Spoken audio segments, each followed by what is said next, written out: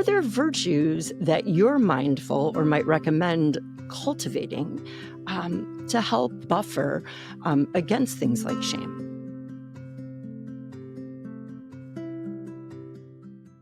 Definitely with shame, I think that the primary practice I always go back to is just simply learning to practice healthy vulnerability. But I just don't know a way forward out of it without learning to practice healthy vulnerability. You know, I, one way to try to deal with shame is to be perfect, and that just doesn't work, right? And again, to be reminded constantly when we get so fearful of the possible dangers of vulnerability that this actually will allow us to have a much deeper, richer set of relationships than we could have otherwise. My wife and I, we're really happily married, and we have not always been really happily married. And we've worked really hard at trying to learn how to be married well together.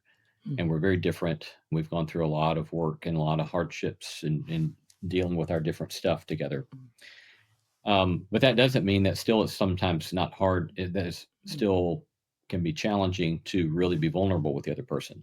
And so just last week we were away for a few days for spring break, getting out of Nashville, and I was feeling a lot of embarrassment and shame about something that's not going well in my work.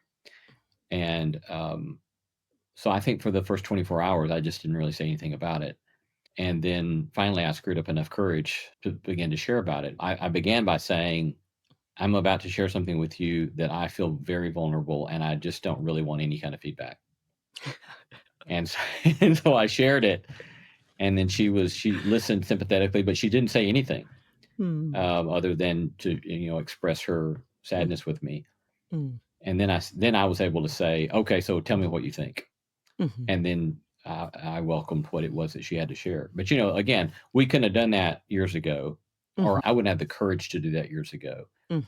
But we both had to work at it because we both screwed it up so many times in the past, where we would get into shaming ourselves of the other one because something would create such discomfort in us about what what the other person was dealing with. I love it. Sounds like vulnerability training. I appreciate your example of being so vulnerable. Are there spiritual practices that you have engaged that enable you to have healthy vulnerability? One of the things that I've really worked on the last number of years, and that I've pushed my students a lot on, goes back to the cardinal virtues, and especially that of courage. And in my one class I teach called Joy in the Good Life, in which we were working through this kind of vision of virtue, and I literally have them print out a worksheet, and it's where they're to write down the date and something they did that was hard that day. And to see that as a being schooled in courage. And so courage correlates with fear, and courage is trying to ask us, how do we rightfully navigate fear? And if we are too overwhelmed with fear, we become a coward. If we don't pay enough attention to fear, we become reckless. And that courage is that golden mean between lack and excess, in which we learn to navigate fear rightly. And that only by regular practice on a daily basis of doing something hard and trying to do something hard prudently can we really learn to develop courage and perseverance. The wake of courage brings a lot of new possibilities, including vulnerability, that then makes overcoming shame possible.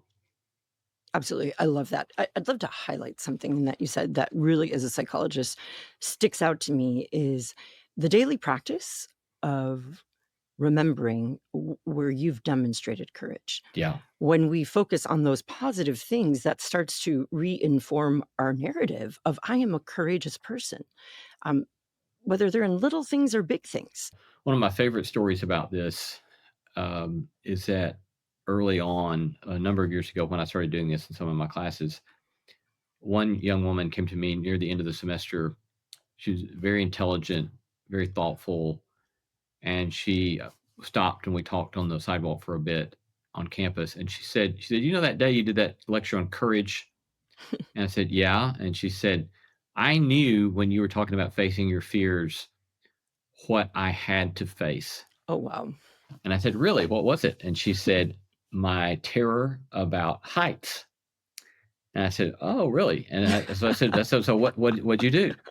And she said, "Well, I started, I would go on hikes that I knew I was Mm, gonna be up high, and mm, I would push myself to do the hike, and I mm. would push myself to go out to the ledge and to look over the ledge." She said, "You know what I did this weekend?" I said, "No, what'd you do?" She said, "I jumped out of an airplane." Oh my gosh. And I said, I said, that's amazing." And but then she said, "Yes, it is amazing, but that's not the point." She said, "What I discovered was that I can now have conversations with my mother that I could never have otherwise." And I was Wow. like, "Score. That is exactly it, Mhm. right?" Mm, That's what the virtue traditions tell us, is that mm, as we work on these things, they are translatable skills that make other things mhm, in our life possible that mm, could not mm, be possible otherwise. mhm, mm, As we look at these small things and we mm, learn to work on these smaller things in our lives, mm, it really has a disproportionately large effect mm, upon the direction and shape of our lives mhm, that we would never get there unless I do the hard thing of learning to take a cold shower, for example, or mhm. to get my butt to the Y and work out. But those things have a ripple effect that are profound.